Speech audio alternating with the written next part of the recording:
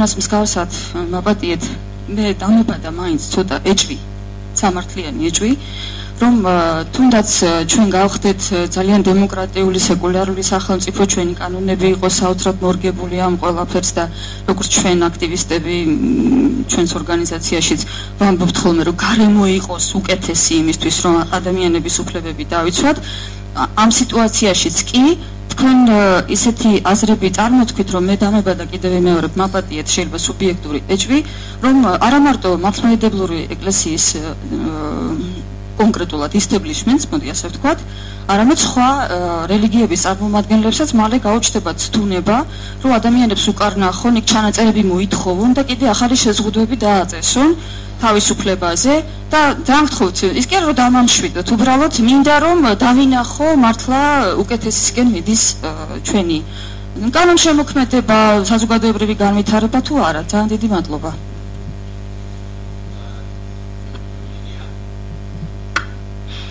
ნინია კაკაბაძე, შეიძლება მე ცოტა დავაგვიანდე, შეიძლება ამაზე ეს კითხვა უკვე დაისვა და გარკვეულწილად პასუხიც გაეცა, მაგრამ მე მაინტერესებს კითხვა მაგ ბატონ ნიკასთან. ჩემთვის უბრალოდ საინტერესოა, როდესაც მუშაობდნენ ამ ცვლილებაზე, რომელიც გამოპროექტში უნდა შევიდეს, წინასწარ თუ რაზე არის ეს დაფუძნებული, მხოლოდ და მხოლოდ თქვენი პარტიის სულისკვეთებაზე, თუ ამას წინ უძღოდა რაიმე კვლევა, გამოკითხვა, საიდანაც საზოგადოებრივი აზრი და მოთხოვნა ემთხვევა თქვენს სურვილებს. ეს უბრალოდ პრაქტიკული თვალსაზრისით მაინტერესებს. ჩემი პასუხი მაქვს, მაგრამ მაინც მაინტერესებს.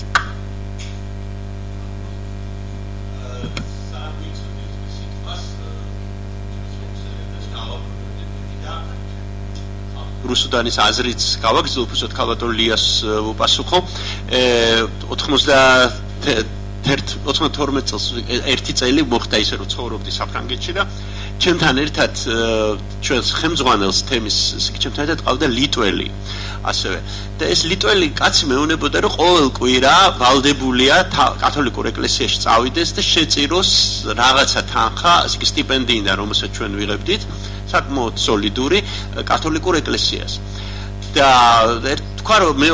რამაც ძალიან გამაკვირვა. ახლა მე გიყვებით როგორი მდგომარეობა იყო საქართველოში 92-93 წელს. და ერთხელაც არ წავიდა და როდესაც უკვე სტიპენდიის გაგრძელებაზე იყო ლაპარაკი, არ მისცეს წერილი, არ მისცა ინსტიტუტმა გაგრძელებაზე, დახასიათებაზე, იმიტომ რომ აქედან ესე იგი ეკლესიიდან წავიდა იქ წერილი, რომ არ გაუგრძელონ მას, იმიტომ რომ ის არ დადის ეკლესიაში, არ არის ჭეშმარიტი კათოლიკე და არ აძლევს ფულს. მას მე ლიტვა ევროკავშირის წევრი გახდა და ჩვენ ახლა სულ სხვა მიმართულებით წავედით. ამიტომაც მეც ვფიქრობ, რომ მეც მაგ გარკვეული თვალსაზრისით შეშფოთება იმის მიმართ, მე მესმის რა იგულისხმა ქალბატონმა რუსუდანმა, მაგრამ ამავე დროს ამ აზრში არის მეორე საშიშროებაც ჩემი აზრით, რომ აი აქამდე მივიდეთ. ხო, აი აქამდე მივიდეთ, აი რა მაგალითიც მეკითხავთ. ახლა მე ვაძლევ მოხსენებლებს სიტყვას, ნუ აქაური ვთქვათ ფორმატით. ეხლა შეიძლება მათ კიდევ თქვან ისეთი რამ, რომ კიდევ გაგიჩნდეთ სურვილი კითხვის და სამწუხაროდ მე მიკროფონს აღარ მოგცემთ, ხო? ამიტომ მოусმინოთ მათ. მე იმ თანმიმდევრობით ბატონ ნიკას მევცეთ. ისმის. პირველი შეკითხვა იყო ინგლჰარტის ამ კვლევასთან დაკავშირებით. ის სადაც მე გელაპარაკეთ არის 2004 წლის ნაშრომი, 2004 წელს გამოქვეყნდა. ეხლა რამდენადაც მე ვიცი 2008 წელს გაკეთა კიდე ერთი კვლევა და 2011 წელს დაერქვა მიჩიგანის უნივერსიტეტმა გამოაქვეყნა, ქვია მესამე ტალღა ამ კვლევის, ეს არის World Values Survey, რომელიც 2011 წელს უკვე არსებობს. უბრალოდ სამწუხაროდ მე არ მაქვს, ვერ გეტყვით საქართველოს რა წაინაცვლა წინ თუ უკან ჩამოვიდა, გამოვიწერე ახლა ველოდები. იქით კვირაში წესით მექნება უკვე. თუ ინტერნეტში არ არის ეს რო გამოცემული. ანუ ეს უბრალოდ ვერ გაგცემთ, არ ვიცი ეხლა რა ადგილზეა საქართველო. რაც შეეხება ჩანაწერს პრეამბულაში ახალგაზრდების ასოციაციის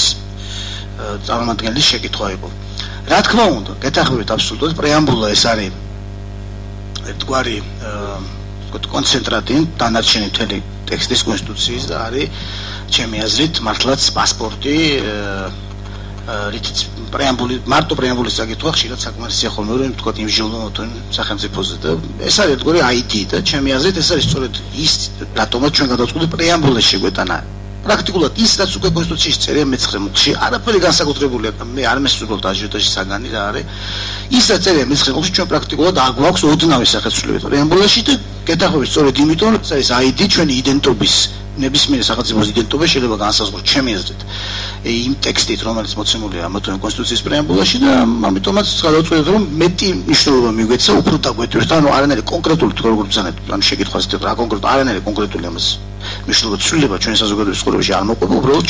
ჩვენს სავიზიტო თქვენებად ID ბარათში დავადასტურებთ კიდევ ერთხელ ქრისტიანობის კოლოსალურ როლს და რა თქმა უნდა გაამყარებს კონკორდატს აუცილებლად და ანუ კონსტიტუციური რანგში აიყვანს იმ გარანტიებს რომელიც კონკორდატით მიცემული აქვს მართლმადიდებელი ეკლესიის თუმცა მართლმადიდებლობაზე არ არის მხოლოდ ლაპარაკი ჩვენ აქვს ქრისტიანულ ტრადიციებზე საუბარი რა თქმა უნდა იგულისხმება მართლმადიდებლობა რადგანაც პრაქტიკულად საქართველოს მთელი ისტორია არის სწორედ ამ ერთი კონკრეტული რელიგიის ასე ვთქვათ ბეჭდით აღბეჭდილი და ბრძოლა ამ ყველაფერს აღარ გავამები კულტურა არის ქრისტიანული დამწერლობაც მიუხედავად იმისა რომ ასე ვთქვათ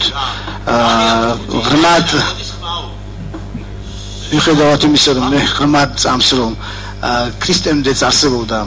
ქართულ დამწერლობა ფილოლოგია ვარ და სამწუხაროდ ფაქტობრივ მასალას თუ დავეყრდნობით დამწერლობა მანამდე ასტიმას თქვა ნიმუშები არ მოგვეპოვება ამიტომ შეგვიძლია პირდაპირ ვამტკიცოთ რომ დამწერლობა არის ქრისტიანული ეს ერთ-ერთი მნიშვნელოვანი რაც ბატონმა გიორგიმ თავის მოხსენებაში ბრძანა რომ მაშინ არმას კოლოსალური ასე ვთქვათ წვლილი მიუძღვის ალბათ რამდენიმე ათასწლოვანი გეთახმებით იმ პერიოდში ყოფილი კონსტიტუცია ალბათ უნდა ჩაეწერათ კიდეც არმაზი და გაციდა გაიმის როლი მაგრამ სამწუხაროდ მაშინ არ არსებობდა კონსტიტუცია იმის შემდეგ მოყოლებული მაშინ რაც სახელმწიფოებრიობა პრაქტიკულად რეალურად არსებობს ქართული იდენტობა არსებობს ჩემი აზრით თუმცა ეს არ არის კავშირი ერთმანეთთან არის კაი გავგზავნოთ ეს იყო ჩემი პასუხი პრეამბულას დაკავშირებით ეხლა რაც შეეხება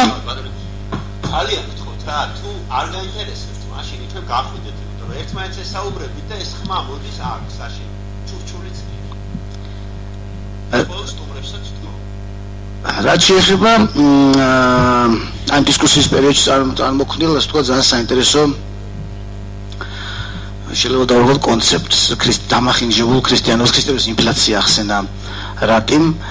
ძალიან საინტერესო ტერმინია ჩემი აზრით მე ვფიქრობ რომ რა თქმა უნდა თუ საერთოდ როცა ლაპარაკია ხოლმე სეკულარიზაციაზე ან რესაკრალიზაციაზე როგორც ბატონმა გიორგიმ ახსენა აუცილებლად ამბობენ ხოლმე იმას რომ ის რაც თქვა რელიგია თუ კი იქნა განდევნილი ცენტრიდან პერიფერიაში თუ კი ის იბრუნებს თავის ადგილს ისევ ცენტრში არ მოდის ხოლმე იმ ფორმით რა ფორმითაც ის განდევნეს ანუ ის აუცილებლად განიცდის მუტაციას ის საზოგადოებაც არ ხვდება მას ისეთი როგორც იყო სანამ განდევნდა ანუ საზოგადოებაშიც გარკვეული მუტაციებია და ამ შემთხვევაში რელიგია ბრუნდება ხოლმე სულ სხვა სახით არის თქვა ბოდრიარის ტერმინია ვთქვათ სიმუკლარების სახით რომ ანუ ერთგვარ ეს რელიგია კი არა ეს რელიგიის რეპრეზენტაცია რელიგიის კოპიაო ასლი და არა დედანი და ეს ბრუნდება მე მგონია ამ შემთხვევაში ჩვენ ამასთან არ გვაქვს საქმე იმ მარტივიზმის გამო რაზეც მე ლაპარაკობდი ჩემ ხსენებაში რომ არანაირი დესეკულარიზაცია არ ხდება რადგან სეკულარიზაცია არც მომხდარა უბრალოდ იმის გამო რაც ახსენა 1927 წლის ლიტანიობასთან დაკავშირებით ათინოგოგიმ ძალიან სწორად განმარტავდა ლაპარაკი იყო უბრალოდ სიკვდილის შიშზე ეს იყო მართლაც ის პერიოდი როცა რეალურად მოხდა დესაკრალიზაცია და სეკულარიზაციისკენ წავიდა პროცესები და ამ პერიოდში კი ვერ ვიტყვი შანაცვლად მე ვიტყვი უბრალოდ ასე ტერმინიც არის პაგანიზებული ქრისტიანობა ანუ გაწარმართებული ქრისტიანობა ანუ რაღაც პაგანიზაცია მოხდა გეთანხმებით აბსოლუტურად ეს არ არის ის რაც სახალხო ქრისტიანობა შეიძლება დავაგოთ რაც ხალხშია დღეს რასაც აბსოლუტურად დაუჭერს ხარს ეკლესია რასაც ებრძვის ეკლესია ნამდვილად არ ხდება ამ ყველაფრის ახალიზება შესაძლებელია ეკლესიამ მეტი ძალისხმევა ჩერდება იმისთვის რომ მოხდეს უბრალოდ მასობრივი კატეხიზაცია ხალხის და განმარტება იმის რომ არ შეიძლება მამალი მიიყვანო და მწვანე მიიყვანო დაკლა ლამის ტაძრის ეზოში რა თქმა უნდა გეთახმებით პაგანიზაციასთან გვაქვს ადგილი თუმცა კიდევ ეს ერთგვარი აუცილებელი თანამდებობი პროცესია ყველაფერს რაც ხდებოდა საბჭოთა პერიოდში და იმედი მაქვს რომ თუ კი გაძლიერდება მათ შორის ჩვენი ინიციატივებით თუ ასე რამ მოხდება თუ გაძლიერდება ქრისტიანობის როლი და ის ინსტიტუციები რომელიც არიან ამ რელიგიის აღსარებლები და პროპაგანდისტები მაშინ შესაბამისად ცოდნა ამ რელიგიისა ცოდნა სახარების გაიზრდება და პაგანიზმი წარმართული ელემენტები დაიკლებს ეს რაც შეეხება ქრისტიანობის აი მახინჯ ქრისტიანობაზე ვსაუბრობთ საზოგადოების მოთხოვნა არის ამ შემთხვევაში ნინიას პრაქტიკულად იგივე შეკითხვა ჰქონდა ხო ანუ ჩვენ რას ვეყრდნობოდით რომ ამ ინიციატივას კვლევა იყო თუ შედარებით ძალიან საინტერესო თვითონ ამ ინიციატივის ასე ვთქვათ გენეალოგია ანუ ეს ყველაფერი დაიწყო ბევრად უფრო ადრე ეს იყო 2008 წელს როდესაც დაფუძნდა ქრისტიან-დემოკრატიული მოძრაობა იმ პერიოდში პირველი ასე ვთქვათ ერთ-ერთი ჩვენი პირველი ინიციატივა იყო ქრისტიანობის მართლმადიდებლობის გამოცხადება არა სახელმწიფო არა ეს არის ძალიან პრინციპული შეცდომა ოფიციალური რელიგია რაც გულისხმობდა პრაქტიკულად მის გამოცხადებას ასე ვთქვათ უპირატეს რელიგიად ანუ ეს არ ითვალისწინებდა არანაირ ასე ვთქვათ სამართლებრივი სტატუსის ამაღლებას ან განსაზღვრას ასე შემდეგ უბრალოდ ახდენდა დეკლარირებას იმისა რაც უკვე იყო რაც უკვე არის ვფიქრობ ქვეყანაში და 2008 წელს რა თქმა უნდა ჩვენ ასევე ქონდა მცდელობა ეს ყველაფერი საკანონმდებლო ასე ვთქვათ ინიციატივების სახით ჩამოგვაყალიბებინა მაგრამ ამის ფორმულირება ვერ მოხერხდა იმ მარტივ მიზეზის გამო ჩვენ ვერ ვნახეთ მხარდაჭერა მართლმადიდებელ ეკლესიაში და საპატრიარქოში ანუ ამ შემთხვევაში ჩვენ უფრო ვერ გეტყვით მე ვფიქრობ რომ ეს რაღაც ეკლესიას არ სურდა პოლიტიზაცია თემის ავტომატურად ბუნებრივია ხდებოდა პოლიტიზაცია ეკლესია ამ სტატუს კვო რომელიც არსებობს ანუ კონკორდატი არსებობს და მე ვფიქრობ რომ ასე ვთქვათ კომფორტულად გრძნობს თავს კიდევ უფრო გაძლიერება ასე ვთქვათ მისი როლის მათ ყოშყოში არ მოინდომეს ამიტომ ჩვენ ეს თემა ასე ვთქვათ დროებით ვიმეორებთ ეს აუცილებლად დადგება დღის წესრიგში დროებით გადავდეთ შემოვდეთ თაროზე და ამ ყველაფრის ასე ვთქვათ შედეგი იყო ეს დავიწყოთ უკვე კონსტიტუციაზე მუშაობა ჩვენ ვიყავით ჩართულები საკონსტიტუციო კომისიაში და იქ დავაყენეთ მოთხოვნა რომ ჩანაწერი პრეამბულაში ესეთი ყოფილიყო როგორც ახლა თავაზობთ მაგრამ ესეც არ გავიდა გასაგები მიზეზების გამო რომ კომისიაში იყვნენ ის ადამიანები ვინც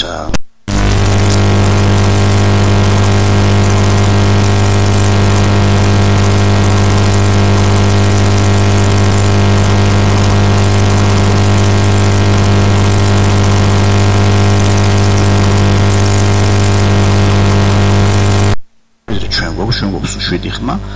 არის მეორე გზა ეს არის ხელმოწერების შეგროვება უნდა შეგროვდეს 200,000 ხელმოწერა იმისთვის რომ საკითხი დაადგეს დღის წესრიგში ხელმოწერების შეგროვება დაწყებულია ნახერხეთ რომ ტექნიკური მიზეზების გამო ამის ერთგვარ გაპიარებას რომ ვთქვათ მეტი ხელმოწერების შეგროვების პროცესი მაგრამ კი ბატონო მე გეტყვით სადღაც მემზადეთ და ეხლა ჩიბით არ დამაქვს აცოყარეს ინიციატივა ხო და იმედი მაქვს რომ ის ყოველთვის რამდენიმე თვეში დასრულდება ეს პროცესი თუ გაინტერესებთ კვლევას რაც შეეხება NDS და ARA-ის კვლევები სადაც ლაპარაკია თვით იდენტიფიკაციაზე მართლმადიდებელი ქრისტიანების თვალსაზრისით ეს ერთი მნიშვნელოვანი ის იყო ჩვენთვის თქვა წამახალისებელი და ჩვენ რა თქმა უნდა ესეთი მასშტაბური კვლევა არ ჩაგვიტარებია მაგრამ მცირე ასე ვთქვათ კვლევები რეგიონებში ჩავატარეთ ძალიან კარგი იმპულსები წამოვიდა იქიდან და მე მგონი რომ ასე ვთქვათ 200,000-ზე ბევრად გაცილებით მეტი ხელმოწერა შეგროვდება რაც შეეხება ჰომოსექსუალიზმის შესახებ ასე ვთქვათ ჩვენს მიერ გაკეთებულ განცხადებებს ჰომოსექსუალობის შესახებ მე სიამოვნებით მოვიხდიდი ბოდიშ ნამდვილად უბრალოდ არ მახსენდება არც ერთი შეურაცხყოფელი განცხადება თუ საუბარია თვითონ ინიციატივაზე თავისთავად ინიციატივა იმის თაობაზე რომ ასე ვთქვათ რომელიც გამორიცხავს ქვეყანაში საკანონმდებლო დონეზე ერთსქესიან ქორწინებას არ ამგონია რომ იყოს შეურაცხყოფელი რაც შეეხება ამ ტერმინს, ამ სიტყვებს, მე ვფიქრობ, რომ ამ შემთხვევაში მე სხვის მაგალითად ვერ ვიტყვი, ჩემი პერსონალური პოზიცია თუ გაინტერესებთ, მე